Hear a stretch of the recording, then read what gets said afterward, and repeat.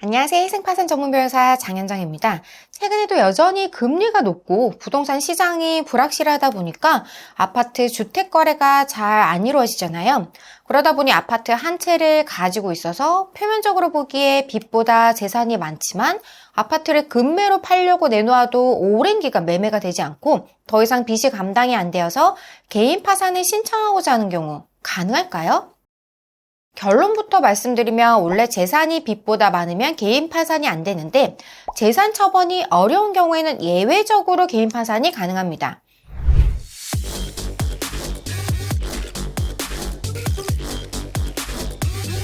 원칙적으로 파산은 재산을 다 처분해도 빚을 갚을 수 없어야 되고 근로 능력이 없어서 벌어서 갚을 능력도 없는 지급 불능 상태에 있어야 가능한데요. 지금은 실직 상태이지만 파산 신청 직전까지 일을 하고 있었다면 객관적으로 일할 수 있는 능력이 있다고 보아서 파산을 신청하면 기각될 수도 있는데요. 물론 정년퇴직을 했거나 사고를 당해서 근로 능력을 상실한 경우에는 당연히 파산이 가능하긴 하세요. 이때 파산이 가능하다는 것은 파산 선고를 받을 수 있다는 뜻인데 그런데 파산 선고가 끝이 아니라 면책 결정까지 받아야 빚이 면책이 되어서 파산 면책을 못 받으면 빚을 완전히 탕감받을 수는 없는 거죠. 대출금으로 사치나 낭비를 한 경우 또는 도박을 한 경우 파산 면책이 안 될 수 있어요. 파산 신청 기준으로 최근 1년간 대출금이 너무 많거나 신용카드 사용이 정말 많은 경우 파산 면책이 마찬가지로 안 될 수도 있는데 이렇게 낭비나 도박을 한 사실, 최근 1년간 대출이 많은 사실은 면책 불허가 사유에 해당하는데요. 면책 불허가 사유가 있는 경우에는 파산 면책이 안 될 수 있는 거죠. 파산 신청을 해서 파산 선고를 받고 파산 면책까지 받으려면 재산이 빚보다 적고 근로 능력이 없고 면책 불허가 사유가 없으면 개인 파산 신청을 하면은 받아들일 수 있는데 그런데 재산이 빚보다 많으면 파산이 안 되는데 재산 처분이 어려운 경우에는 파산이 가능한 경우가 있긴 하세요. 지역마다 편차는 있긴 하지만 전반적으로 아파트 가격이 하락하는 국면에서는 아파트를 급매로 내놓아도 장기간 팔리지가 않는데요. 재산 처분이 어려운 경우에는 재산이 빚보다 많아도 파산 신청이 기각되지 않는 거죠.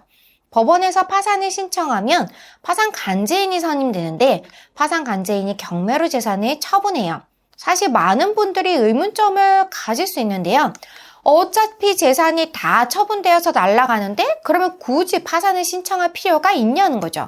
결론부터 말씀드리면 재산을 처분할 때 세금이 부과되는 경우 양도소득세가 부과되는 경우에는 파산이 오히려 유리하세요. 양도소득세가 이미 발생한 상태에서 파산을 신청하면 세금을 면책이 되지 않기 때문에 파산 면책이 되더라도 양도소득세는 별도로 갚아야 되잖아요. 즉 파산 면책을 받더라도 체납 세금 때문에 신용회복이 안 돼요. 그런데 파산 경매로 재산을 처분하게 되면 양도소득세가 면제되어서 체납세금이 발생하지 않아요.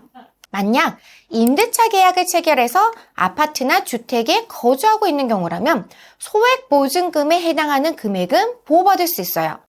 서울의 경우를 예를 들어 볼게요. 서울의 경우에는 보증금 총액이 1억 5천만 원을 초과하는 경우에는 소액보증금 보호가 안 돼서 채권자가 보증금 전액을 압류할 수 있거든요.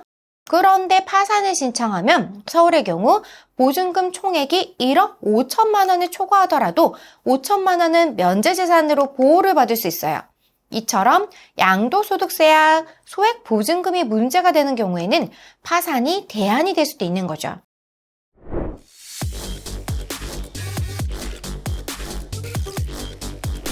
이번 시간에는 재산이 있더라도 파산이 가능한 경우, 파산이 유리한 경우를 살펴보았는데요.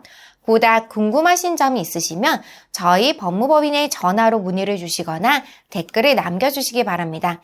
지금까지 장현정TV의 장현정 변호사였습니다. 감사합니다.